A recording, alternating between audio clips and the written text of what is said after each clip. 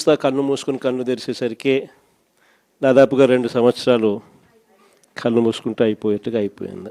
మొత్తానికి 5 బడ్జెట్లు ప్రవేశపెట్టే అవకాశం రాష్ట్ర ప్రభుత్వానికి ఉంటుంది. అందులో 2 అయిపోయినాయి, 3వది ఇప్పుడు మార్చిలో, ఫిబ్రవరి చివరిలోనో మార్చిలోనో 3వ బడ్జెట్ ప్రవేశపెడతారు. దాని తర్వాత ఇంకా మిగిలి ఉండేది 2. ఇక్కడ నుంచి ఒక 3 సంవత్సరాలు, ఆ 3 సంవత్సరాల్లో 1.5 సంవత్సరం పోతే దాని తర్వాత నా పాదయాత్ర కూడా స్టార్ట్ అయిపోతుంది.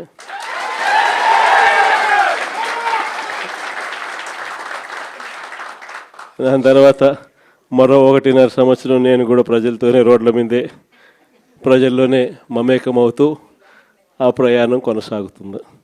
ఇది మరీ ముఖ్యంగా ఎందుకు చెప్పాల్సి వస్తూ ఉంది అంటే, ఈరోజు పరిపాలన చాలా అంటే చాలా అన్యాయంగా జరుగుతూ ఉంది.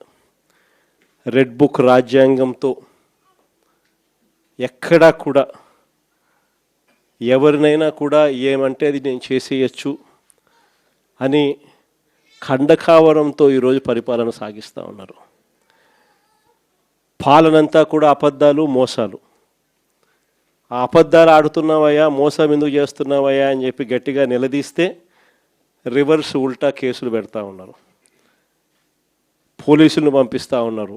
పోలీసు వ్యవస్థ ఎప్పుడు చూడని విధంగా దుర్వినియోగం అయిపోయిన పరిస్థితులు మొట్టమొదటిసారిగా చూస్తూ ఉన్నాం. ఇవన్నీ కూడా ఈరోజు మనకు కనిపిస్తూ ఉన్నాయి. మరోవైపున పాలన ఎలా సాగుతూ ఉందని ఒకసారి చూస్తే, పాలనలో ప్రతి ఇంట్లో కూడా ఈరోజు చర్చనీయాంశంగానే ఉంది. ప్రతి ఇంట్లో కూడా ఈరోజు చర్చ జరుగుతూ ఉంది. జగన్ ఉన్నప్పుడే బాగుండేది, కనీసం ఆయన ప్రతి నెల ఏదో బటన్ నొక్కుతూ ఉన్నాడు, ఖచ్చితంగా మాట చెప్పినాడు, మాట ప్రకారం నిలబడ్డాడు. ఈరోజు జగన్ పోయాడు, చంద్రబాబు నాయుడు ఏమో బిర్యానీ పెడతానని మోసం చేశాడు, ఉన్న పలావు పోయింది, ఇప్పుడు బిర్యానీ కూడా పోయింది అని చెప్పి ఈరోజు ప్రతి ఇంట్లో కూడా చర్చనీయాంశం జరుగుతూ ఉంది. ఈరోజు నిజంగానే ప్రతి ఇంట్లో కూడా పోలికను చూస్తూ ఉన్నారు. ఆ రోజు ఇదే రాష్ట్రం, ఇదే బడ్జెట్, ఇదే పరిస్థితుల్లో అప్పుడు ఇంకా దారుణమైన పరిస్థితులు, కోవిడ్ వచ్చి 2 సంవత్సరాలు అతి దారుణమైన పరిస్థితులు ఉన్నప్పటికీ కూడా ఎప్పుడూ కూడా ప్రభుత్వ కష్టాలను ఎప్పుడూ ప్రజలకు చూపించి ఎప్పుడూ కూడా పథకాలను ఎగరగొట్టాలి అని చెప్పి ఏ రోజు మన ప్రభుత్వం ఎప్పుడు ఆలోచన చేయలే. మన కష్టాలు ఎన్నున్నా కూడా ముఖంలో చిక్కటి చిరునవ్వే మెయింటైన్ చేశాం. ప్రజలకు మాత్రం చెప్పిన ప్రతి మంచి కూడా చేసి చూపించిన ప్రభుత్వం మనది. కానీ ఎప్పుడైతే మనం ఓడిపోయినామో, ఎప్పుడైతే చంద్రబాబు నాయుడు గారి పాలన ప్రజలు మళ్ళీ తిరిగి చూశారో అప్పుడు తేడా కనిపిస్తూ ఉంది. జగన్ వల్ల మంచి జరిగింది, జగన్ ఎలా చేయగలిగినాడు, చంద్రబాబు నాయుడు ఎందుకు చేయలేకపోతా ఉన్నాడు, చంద్రబాబు నాయుడు అంత అబద్ధాలోడు, మోసం చేసేవాడు ప్రపంచ చరిత్రలో ఎవడు ఉండడు అని కూడా చెప్తా ఉన్నారు.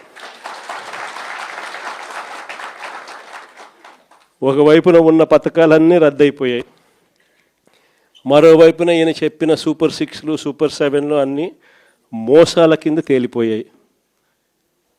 ఇంకొక అడుగు చూస్తే వ్యవస్థలన్నీ కూడా పూర్తిగా నీరు గారిపోయినాయి, నిర్వీర్యమైపోయినాయి. ఆశ్చర్యం కలిగించే విధంగా స్కూళ్ళు అయితే కలకలలాడుతూ ఉన్నాయి. మన ప్రభుత్వంలో మొట్టమొదటిసారిగా స్కూల్ రూపురేఖలు మారాయి. దశాబ్దాలుగా ఎవడు కూడా పట్టించుకునే పరిస్థితి నుంచి స్కూళ్ళ రూపురేఖలు మారి ప్రైవేట్ వాళ్ళు కూడా గవర్నమెంట్ స్కూళ్ళతో పోటీ పడే పరిస్థితి ఎప్పుడు వచ్చింది అని అంటే అది కేవలం మన 5 సంవత్సరాల పరిపాలనలో మాత్రమే జరిగింది. గవర్నమెంట్ స్కూళ్ళల్లో పిల్లల్ని చేర్పించాలంటే ఎమ్మెల్యే చేత రికమెండేషన్ తీసుకొని పోయి, లెటర్లు తీసుకొని పోయి చేర్పించే పరిస్థితి నుంచి ఈరోజు గవర్నమెంట్ స్కూళ్ళల్లో ఏకంగా దాదాపుగా 9 లక్షల మంది పిల్లలు గవర్నమెంట్ స్కూళ్ళు మానేసిన పరిస్థితి ఈరోజు రాష్ట్రంలో కనిపిస్తూ ఉంది. స్కూళ్ళు నాశనం అయిపోయాయి. పెద్ద చదువులు చదువుతూ ఉన్న పిల్లలు ఫీజు రీయింబర్స్మెంట్ లేక 8 క్వార్టర్స్, జనవరి, ఫిబ్రవరి, మార్చికి సంబంధించిన క్వార్టర్ మామూలుగా ఏప్రిల్లో వెరిఫై చేసి మేలో ఫీజు రీయింబర్స్మెంట్ ఇచ్చేసేయాలి. ఒక క్వార్టర్ అయిపోతూనే, ఒక త్రైమాసికం అయిపోతూనే ఆ త్రైమాసికానికి సంబంధించి మన ప్రభుత్వ హయాంలో వచ్చి నెక్స్ట్ త్రైమాసికంలో పాత త్రైమాసికానికి సంబంధించిన డబ్బులు ఆ తల్లుల ఖాతాల్లోకి డబ్బులు పడేటివి వెరిఫికేషన్ కంప్లీట్ చేసుకుని. జనవరి, ఫిబ్రవరి, మార్చికి సంబంధించిన త్రైమాసికం ఆ క్వార్టర్ నుంచి ఎలక్షన్ కోడ్ మార్చి 16వ తారీఖు ఎలక్షన్ కోడ్ వచ్చింది, అక్కడ ఆగిపోయింది. అంతే, అక్కడ నుంచి ఈ నిన్న డిసెంబర్కు ఏకంగా 8 క్వార్టర్స్. ఒక్కొక్క క్వార్టర్కు పిల్లలకు ఫీజు రీయింబర్స్మెంట్ కింద 700 కోట్లు ఒక్కొక్క క్వార్టర్కు త్రైమాసికానికి డబ్బులు ఇవ్వాల్సి వస్తే 8 క్వార్టర్స్ అంటే 8 × 7 5,600 కోట్లకు గాను కేవలం 700 కోట్లు ఇచ్చినారు. 4,900 కోట్లు బకాయి. వసతి దీవెన కింద ప్రతి జనవరిలో 1,100 కోట్లు పిల్లలకు బోర్డింగ్ అండ్ లాడ్జింగ్ ఖర్చుల కోసం, ఇంజనీరింగ్ చదివే పిల్లలకు, ఇటువంటి చదువులకు, డిగ్రీ చదివే పిల్లలకు ప్రతి సంవత్సరం, ఇంజనీరింగ్ చదివే పిల్లలకైతే 20,000, పాలిటెక్నిక్ చదివే పిల్లలకు 15,000, ఐటీఐ చదివే పిల్లలకు 10,000, ఇలా ప్రతి సంవత్సరం కూడా క్రమం తప్పకుండా ఏప్రిల్ మాసంలో ప్రతి సంవత్సరంలో 1,100 కోట్లు మన ప్రభుత్వం జమ చేసేది. ఈ ప్రభుత్వం వచ్చింది ఏప్రిల్ 2024, ఏప్రిల్ 2025 2,200 కోట్లు బకాయిలు. ఈరోజు పిల్లలు చదువులు మానేసి ఫీజులు కట్టలేక పిల్లలు చదువులు మానేస్తూ ఉన్న పరిస్థితులు, తల్లిదండ్రులు ఇబ్బందులు పడుతూ ఉన్న పరిస్థితులు, చదువుల రంగం పూర్తిగా నాశనం అయిపోయి ఆంధ్ర రాష్ట్రంలో చదవాలి అని అంటే అప్పుల పాలయ్యే పరిస్థితులకి ఈరోజు రాష్ట్రంలో మన పిల్లలు కనపడతా ఉన్నారు. వైద్య రంగం గురించి నేను చెప్పాల్సిన పనుల, ఆరోగ్యశ్రీ అనేది తెరమరుగైపోయింది. ఏకంగా నెలకు 300 కోట్ల రూపాయలు ఖర్చు అవుతుంది ఆ పథకానికి. ప్రతి పేదవాడికి, ప్రతి మధ్యతరగతి వారికి ఏకంగా 25 లక్షల దాకా ఉచితంగా పేదవాడికి వైద్యం అందించే పరిస్థితి మన ప్రభుత్వం. 3,300 ప్రొసీజర్లకు విస్తరించి 25 లక్షల దాకా ఉచితంగా పేదవాడికి వైద్యం అందిస్తూ, పేద మధ్యతరగతి వారికి వైద్యం అందిస్తూ మన ప్రభుత్వ హయాంలో ఆరోగ్యశ్రీని నాన్న ఈ లెవెల్లోకి తీసుకొస్తే మనం ఈ లెవెల్లోకి తీసుకుని పోయి నడిపించినాం. ఈ రోజుకి దాదాపుగా 20 నెలలు × 300 కోట్లు అంటే దాదాపుగా 6,000 కోట్లు. ఈ రోజుకి కూడా బకాయిలు ఎంత ఉన్నాయనంటే 4,000 కోట్లు పైచులకు ఈ రోజుకి కూడా బకాయిలు. నెట్వర్క్ హాస్పిటళ్ళు బోర్డులు తిప్పేశాయి, పేషెంట్లను మేము చూడము అని చెప్పేస్తూ ఉన్నారు. ఈరోజు ఆరోగ్యశ్రీ అనేది హాస్పిటల్లో కనపడని పరిస్థితుల్లోకి చంద్రబాబు నాయుడు ప్రభుత్వంలో జరుగుతూ ఉంది. 104, 108 మన ప్రభుత్వ హయాంలో కోవిడ్ టైంలో కూడా ఫ్లాగ్ చేసి 104, 108 వెహికల్ మొత్తం పంపించి కొత్త వెహికల్స్ తీసుకొని వచ్చి ప్రతి మండలానికి పంపించిన కార్యక్రమం మందైతే ఇప్పుడు ఆ వెహికల్స్ అన్నీ కూడా పడకేసినాయి. తెలుగుదేశం పార్టీకి సంబంధించిన డాక్టర్ లివింగ్ హెడ్ అంటే వాడు కేవలం 5 కోట్ల రూపాయలు కూడా లేనోడు 104, 108 వాహనాలు కాంట్రాక్ట్ ఇచ్చినారు. పూర్తిగా బండ్లన్నీ పడుకున్నాయి, స్కాములు చేసినారు. పూర్తిగా బండ్లు రాక ఈరోజు 104, 108కి ఫోన్ చేస్తే 2 గంటల తర్వాత వస్తామని చెప్తున్నారు. 108కి ఫోన్ చేస్తే ఆరోగ్యశ్రీ అన్నది పూర్తిగా పడకేసింది. వైద్యం అన్నది పేదవాడికి అందకుండా పోయే పరిస్థితిలోకి వచ్చింది. గవర్నమెంట్ ల్యాండు, గవర్నమెంట్ బిల్డింగులు, పనిచేసే స్టాఫ్ గవర్నమెంట్ స్టాఫ్, జీతాలు ఇచ్చేది గవర్నమెంటు, స్కాములు చేస్తూ ప్రైవేట్ వాళ్ళకి ఇస్తున్నాడు. ఉట్టి జీతాలకే ఆ మెడికల్ కాలేజీలలో సంవత్సరానికి నెలకు 5 కోట్ల రూపాయలు ఒక్కొక్క కాలేజీలో అవుతుంది. సంవత్సరానికి 60 కోట్లు, 2 ఏళ్ళకు 120 కోట్లు గవర్నమెంట్ మెడికల్ కాలేజు ప్రైవేట్ వాళ్ళకి ఇచ్చి చంద్రబాబు నాయుడు 120 కోట్లు వాళ్ళకి ఎన్నికిస్తాడంట. ఇది ఎక్కడైనా మీరు విన్నారా? గవర్నమెంట్ది ల్యాండు, గవర్నమెంట్ది బిల్డింగులు, గవర్నమెంట్ స్టాఫు, జీతాలు ఇచ్చేది గవర్నమెంటు, నడిపేదేమో ప్రైవేటు, లాభాలేమో ప్రైవేటు కంట. ఇట్లాంటి దారుణమైన స్కాములు చేస్తే మేము అధికారంలోకి వచ్చినాక 2 నెలల్లో బొక్కలు వేస్తానని చెప్పిన.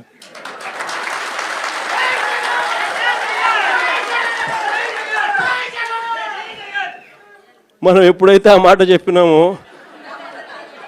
అప్పుడు ఒక్కడు కూడా ఆ స్కాముల్లోకి మేము రాము, మాకు చంద్రబాబు నాయుడు ఈ కాలేజీలు వద్దు అని ఏకంగా చంద్రబాబు నాయుడుకి చెప్తా ఉన్న పరిస్థితులు మొట్టమొదటిసారిగా కనిపిస్తూ ఉన్నాయి. ఇంకా వ్యవసాయం గురించి నేను చెప్పాల్సిన పనుల, ఏ పంటకు గిట్టుబాటు ధరలు రావడంలా, ఎక్కడ చూసినా దళారీ వ్యవస్థ, చివరికి ఎరువులు కూడా బ్లాక్లో కొనుక్కోవాల్సిన పరిస్థితులకి మొట్టమొదటిసారిగా రాష్ట్రంలో చూస్తూ ఉన్నాం. మన ప్రభుత్వ హయాంలో ఉన్న ఆర్బీకేలు ఈ పొద్దు తెరమరుగైనాయి. మన ప్రభుత్వం హయాంలో ఉన్న ఈ క్రాప్ వ్యవస్థ ఈరోజు నీరు గారిపోయింది. మన ప్రభుత్వ హయాంలో ఉచిత పంటల బీమా ఈరోజు కనపడకుండా పోయింది. మన ప్రభుత్వ హయాంలో ఉన్న సీజన్ ముగిసేలోగానే సీజన్లో జరిగిన నష్టాన్ని మళ్ళీ తిరిగి రైతులకు ఇస్తున్న ఇన్పుట్ సబ్సిడీ ఈరోజు కనపడకుండా తెరమరుగైపోయింది. చివరికి రైతులకు ఈయన ఇస్తానన్న అన్నదాత సుఖీభవ అని చెప్పి ఈయన ఇస్తానన్న కూడా మోసంగా తెగిపోయింది. సంవత్సరానికి 20,000, 2 ఏళ్ళకి కలిపి 40,000, ఇచ్చింది 10,000, 30,000 యగనామం. రైతుల పరిస్థితి ఈరోజు ఎందుకురా నాయనా చంద్రబాబుని తెచ్చుకున్నాము అనే పరిస్థితిలో ఈరోజు రైతులు బాధపడతా ఉన్నారు. మీరే చూడండి, వ్యవసాయం, చదువులు, విద్య, వైద్యం, ఈ 3 ఏ ప్రభుత్వమైనా కూడా తమ బాధ్యతగా నడిపే వ్యవస్థలు. 3 వ్యవస్థలు పూర్తిగా కుప్పకూలిపోయినాయి.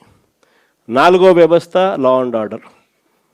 ఈరోజు రెడ్ బుక్ రాజ్యాంగంతో 4వ వ్యవస్థ పూర్తిగా దిగజారిపోయిన పరిస్థితిలోకి ఈరోజు కనిపిస్తూ ఉంది. మరి ప్రభుత్వంలో ఈయన ఉండేది ఎందుకు ఈయన ముఖ్యమంత్రిగా పరిపాలన చేస్తూ ఉన్నాడు? అందరికీ అన్ని ప్రైవేట్ ప్రైవేట్ ప్రైవేట్ ప్రైవేట్ అనేసరికి ఆ ముఖ్యమంత్రి కుర్చీ కూడా ప్రైవేట్కి ఇచ్చేయచ్చు కదా. అన్ని ప్రైవేట్ ప్రైవేట్ ప్రైవేట్ అనేటట్టుగా అయితే ఈయనకి ఎందుకు ఓటు వేయాలా? ఈయన ఏం చేయడానికి అని చెప్పి అక్కడ ఉన్నాడు. ఇలాంటి పరిస్థితుల్లో ఎవరైనా ప్రజలు ప్రశ్నిస్తే చంద్రబాబు నాయుడు గారికి అసహనం, వాళ్ళ మీద కేసులు పెట్టడము, వాళ్ళ మీద తనకున్న కోపాన్ని చూపించడము, ఇవన్నీ కూడా జరుగుతూ ఉన్నాయి. ఇలాంటి పరిస్థితుల మధ్య నిజంగా వైఎస్ఆర్ కాంగ్రెస్ పార్టీ ప్రజలకు తోడుగా నిలబడే కార్యక్రమం చేస్తూ ఉంది. ప్రజలకు ఏ కష్టం వచ్చినా, అక్క చెల్లెమ్మలకు ఏ కష్టం వచ్చినా, రైతన్నలకు ఏ కష్టం వచ్చినా, పిల్లలకు ఏ కష్టం వచ్చినా కూడా వాళ్ళందరి తరపున జెండా పట్టుకొని పోరాటం చేస్తూ ఉన్న పార్టీ ఒక్క వైఎస్ఆర్ కాంగ్రెస్ పార్టీ మాత్రమే. మిమ్మల్ని అందరినీ కూడా ప్రోత్సహిస్తూ జేపీకి కూడా మీ అందరి సహాయ సహకారాలు కావాలి. అందుకనే జేపీని కూడా తీసుకొని వచ్చి బాధ్యతలు అప్పచెప్పినాం. జేపీకి కూడా మనలోని ప్రతి కార్యకర్త కూడా జేపీని కూడా మన సొంత కుటుంబ సభ్యునిగా భావిస్తూ మనం అందరం కూడా తోడ్పాటు ఇస్తేనే తాను కూడా గట్టిగా నిలదొక్కుంటున్నాం.